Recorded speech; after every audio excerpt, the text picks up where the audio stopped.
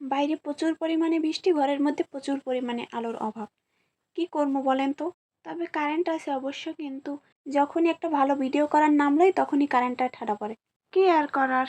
আসসালামু আলাইকুম। Air colour ফ্যাশনের নতুন একটা সাদা কালো ভিডিওতে আপনাদের সবাইকে স্বাগতম। লোডশেডিংয়ের যন্ত্রণায় ভালো একটা ভিডিও করার উপায় নাই। কারেন্টের ভেড়াগুলাকে কি সব শত্রুতা আমার লাগি আমি জানি না। যখনই একটা ভালো ভিডিও করতে বসি ঠিক তখনই কারেন্টটা চলে যাবে। এখন হয়তো অনেকে বলবেন যে ভিডিও করার কি দরকার। আসলে কেন জানি না এই ভিডিওটা করতে আমার মন চাইছে, তাই আমি করছি। সবসময় তো কোয়ালিটিফুল সুন্দর সুন্দর ভিডিও দেখেন, আজকে না হয় একটু সাদা কালো ভিডিওই দেখলেন, সমস্যা কি তাতে? এটা ছিল একটা প্যাকেজিংয়ের ভিডিও।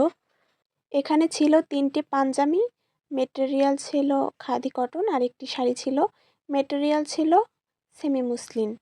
বলতে গেলে এটা একটা ফ্যামিলি সেটের কম্বো ছিল।